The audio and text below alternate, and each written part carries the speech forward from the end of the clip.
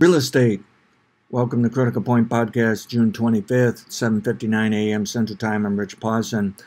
What I like to do is use REIT indexes, real estate investment trusts, as a proxy, if you will, or an alternative to looking at overall real estate. Now, the problem with that is some of these REITs are actually traded in liquid markets such as in exchanges, and I'm showing you an index called the S&P REIT index. The symbol on my quote system is FRI, and it does provide information during the day, during the week, during the month, that kind of thing.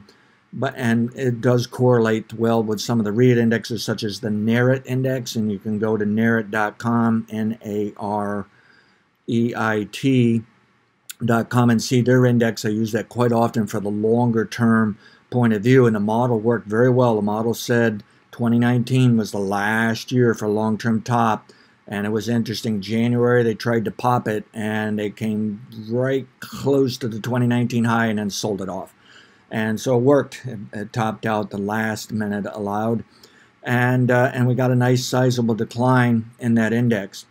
For the moment, it may be that we've got a bottom in real estate relative to these indexes, but the problem with these REITs is they do have a correlation with the stock market as well. Okay, so at any rate, let's take a look at this S&P 500 here to kind of give us an insight where the NAREIT's going, which I'll use for the longer term analysis. But I've found I can apply, take the same long-term analysis off that NAREIT and apply it to this S&P 500 index. So a 3-year cycle bottom back in February 2018. Which corresponds with the U.S. stock market, actually.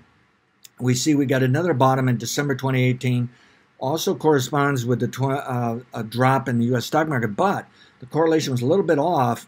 The 2018 low was in December was much lower than in February in the U.S. stock market, much more volatile. Whereas for some reason on the REITs, they put the brake on and just were unwilling to sell it any lower.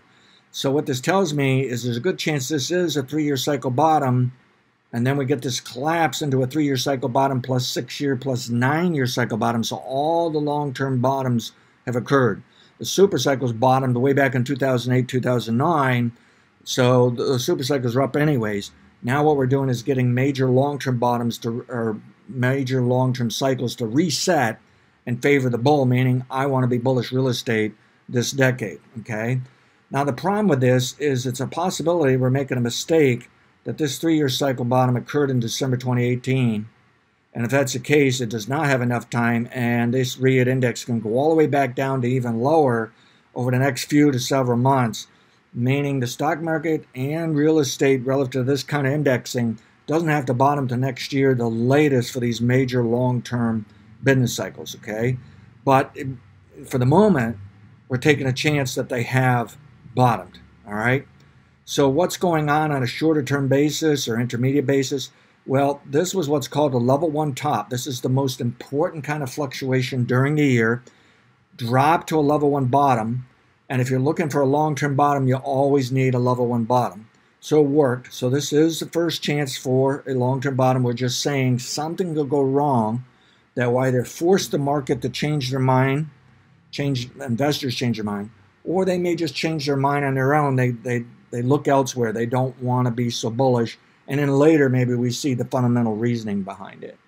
Anyway, what we're looking at is a chance that the market has topped for a level 1 as of this month. And look how it's working on a negative reversal. What's a negative reversal? They buy, they sell. Since this is a monthly chart, they bought for early part of the month. They're selling late in the month. And they put it below the close of the prior month.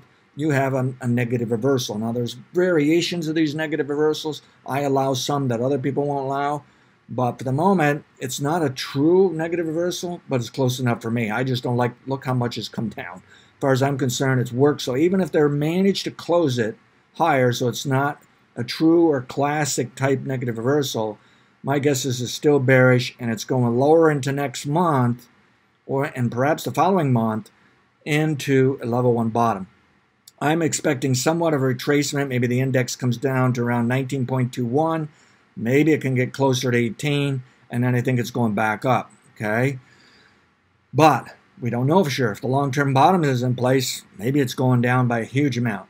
We don't know. My guess is we don't have enough negative news to really go back to the March and April lows for real estate in the stock market. So what do you do with this kind of information? We got to realize you're dealing with REITs and may not be telling you what's really going on in real housing, real commercial properties. It's looking at more of a basket of properties, and it's being traded by speculators and long-term investors. So that can make too much of a correlation to the stock market and not enough to real estate, I think. Okay, now what you can look at is Case-Shiller indexes. Look it up on the internet. And Case-Shiller, I believe, is part of the S&P indexes these days. So you can look at that and you can find national as well as regional indexes. They even have some of the larger cities like New York City, Houston, some of the, or those kind of cities, Chicago. And you can see what those indexes are doing price-wise and see if there's a correlation. I think you're going to find some of these cities have actually held up quite well during this downturn, and I think the reason is people have been pulling money out of the stock market and actually putting it in real estate. So for some of these places, you probably have not seen the downturn in real estate that these indexes have required. I'm using these indexes to help me fill in holes and gaps from the actual cash real estate market. But again, I could run into problems that it's a little bit too correlated to the stock market. Nevertheless, I'm bearish the stock market into next month, maybe a bit later, and I'm bearish this real estate REIT index into next month, perhaps into August. Manage your risk relative to analysis of others.